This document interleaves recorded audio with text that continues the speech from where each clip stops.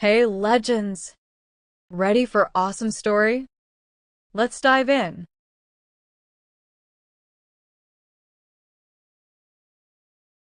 David and Emma looked at each other across the table. The young couple were happy. The food was delicious, the light from the candles was soft, and the music was perfect. David looked at Emma's beautiful smile. All the pain of his last breakup disappeared. All his doubts and fears about love had gone. His hand reached out and touched hers. "I want to ask you something." David searched her eyes. Could she guess what was coming? Her smile made him feel brave. She held his hand. "Don't worry. Whatever it is, I'll probably say yes." He felt so excited. He was about to ask the most important question of his life. From the corner of the restaurant, a strange man watched them. He sat very still at his table. He held a menu, but he wasn't reading it. Instead, his cold eyes looked only at the young couple. Back at their table, David suddenly felt nervous. "Excuse me," he said to Emma. He pushed his chair back and went to the toilet. As he looked in the mirror, he told himself, "Come on, David, come on. You can do this, mate. She's crazy about you." Feeling ready, he went out of the bathroom. He almost walked into the extremely tall man who was waiting by the door. The man's eyes were a cold, bright blue.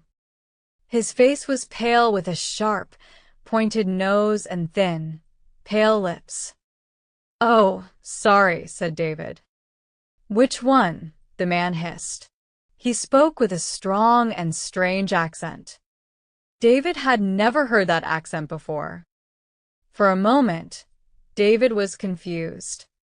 Then he realized what the other man meant. "Oh, this one," said David helpfully.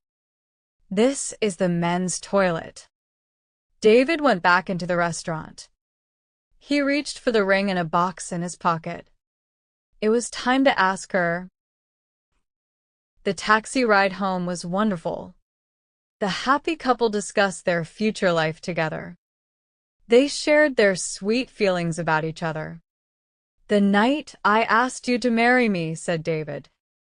"The night I said yes," replied Emma. "Just think, our whole lives together.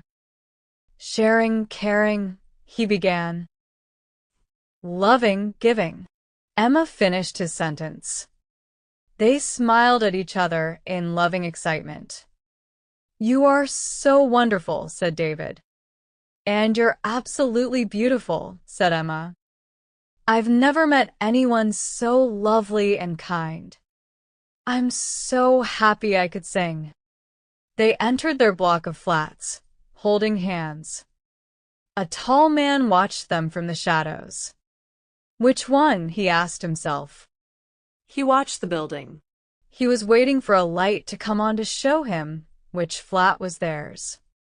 1 minute passed. 2. There it was. The light went on in a third-floor window. He saw Emma for a moment as she closed the curtains. How many times had he stood on a corner like this? How many victims had he watched? Many corners, many victims.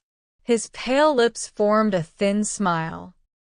He moved out of the shadows to the door and pressed the buttons for every flat. The vampire was always pleased when people lived in flats. Sooner or later, someone always let you in. Silly humans. They thought you were someone's pizza delivery. It was a kind of invitation, and that was all he needed to enter a home. He climbed the stairs to the third floor and walked down the hall. He didn't make a sound. He could hear the young couple laughing and talking. He put his ear against the door. He could hear what they were saying, and he was happy. Young love made the sweetest blood. It was so full of life and energy. I feel as if I'm in a film, she was saying. More like a dream, he replied. Yes, a dream. How lucky we are. Guess who I'll be dreaming about tonight, he said. Who? Who? Her hair smells of roses. She's like an angel. Their dream was about to become a nightmare, the listening vampire thought. Suddenly, he opened the door and stood there, showing his sharp teeth. The couple screamed and then held each other in terrified silence. The vampire could smell and taste their fear. This was how he liked it. Fear also made the blood sweeter. There's my wallet. On the table. There. Take it, said David. Take anything you want. I will take anything I want, the vampire replied. Fine. Fine. We won't stop you, I promise, David cried.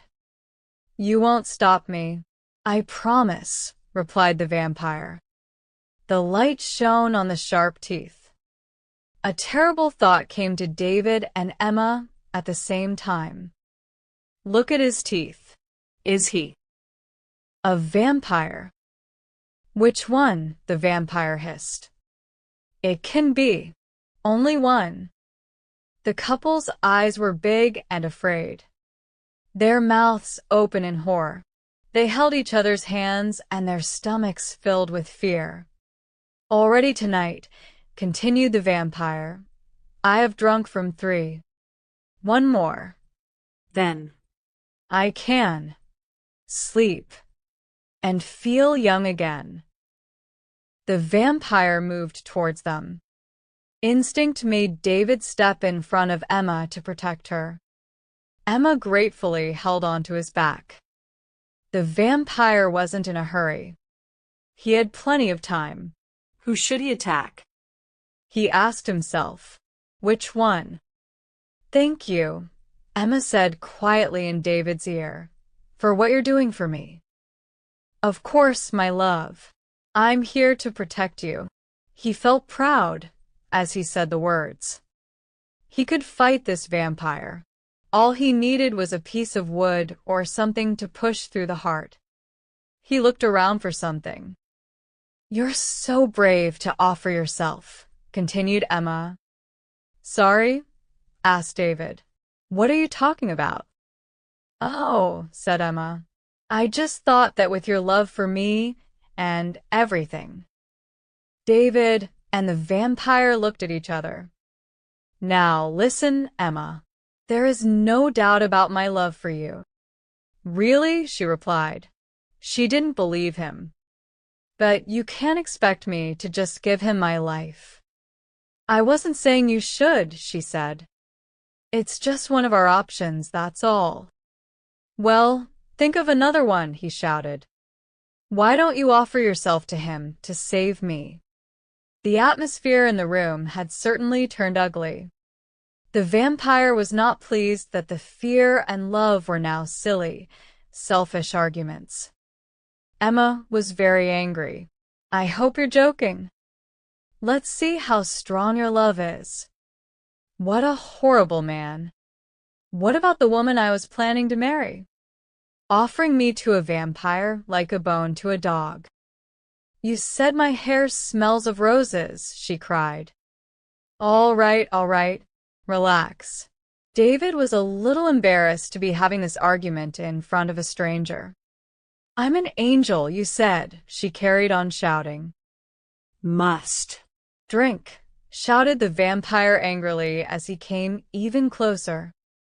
He wanted to make a quick kill. Then he could get away from these terrible people as soon as possible.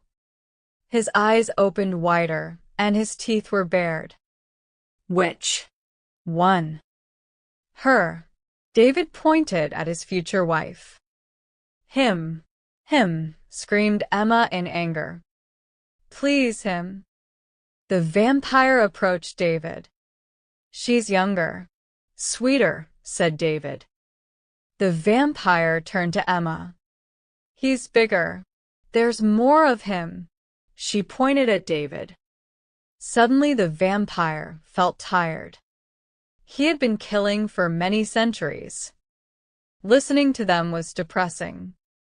How could he feel good by drinking the blood of either of these disgusting creatures? He looked down at their terrified faces and shouted, "Bad blood." And with that, he disappeared into the night air and left Emma and David alone together. Together, as they had promised, for the rest of their lives. This story written by Clive Lane and adapted by Nicola Prentice.